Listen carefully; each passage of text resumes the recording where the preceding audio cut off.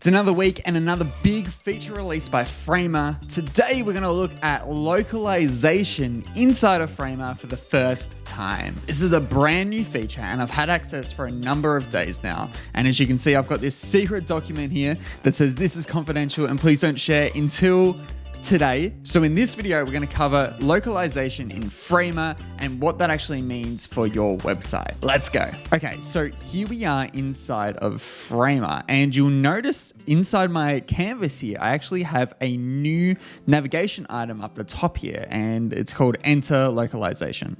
So what we can do is click this and set a default language for my site. So I'm just going to search for English, and I'm just going to set it like so, and we're going to confirm this. So now that I've got a default language set up for my site, I can actually use AI to translate my site for other languages. So if we just add a local here, and let's say we want Spanish, all I have to do is search for Spanish. I can give it a specific name, or I can just leave it like so. All right, so now I've essentially taken my site, and you'll notice that we've got all these different items here that we can kind of customize. So essentially what it's done is selected all my pages, even like my site settings and my landing pages, or even my components down here. And it's essentially extracted all the text that it needs to customize. And I can just go through, and any element that I actually want to translate to Spanish, I can just use this AI icon here that says translate, and I can just translate it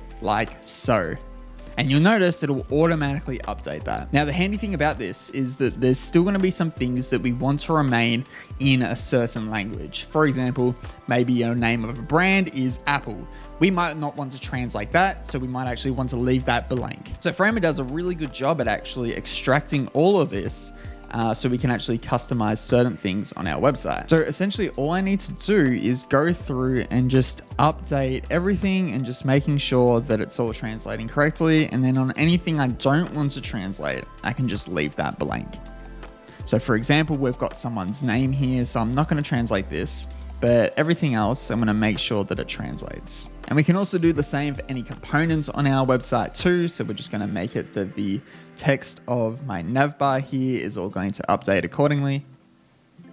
And we can also add other locals as well. So if we want to add other languages for our sites, we can absolutely do that. But the only downside of this is you need to upgrade your plan to a business plan. So the other really cool thing about this is if we go to our canvas, we can actually preview what our site will look like in our translated language. So all I need to do is kind of select this kind of modal at the bottom here and click on Spanish, which is my translation, and you actually see how this text is previewing on our site with that other language attached. Which means, just like everything else in Framer, we can style this to be however we want, and we can actually adjust the styling to match the translation. So overall, there's a ton of different things we can jump into here in terms of localization on your Framer site, but I think this release by Framer is mighty powerful, and my first reactions to it is fantastic. I think it's a great way to actually elevate your website and make it even more accessible for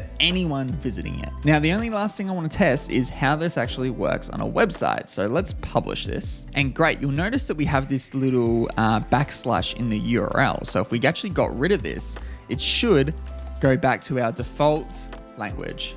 So this is really cool for testing purposes too. So, you know, if I'm testing in another language, I would just send all my traffic to /ES and everything would just automatically translate, which is awesome. Let me know in the comments below of what you think of this brand new Framer feature. It's just been released, so check it out at framer.com. And if you want more videos like this, feel free to subscribe to the channel. We put out a ton of tutorials on how to use Framer and how to level up as a designer. And if you're interested in powering up your Framer site even more, check out Framer Forms, which is our custom form solution for Framer. It allows you to do multiple input fields, multi-step forms, and so much more. But until next time, I'll catch you later.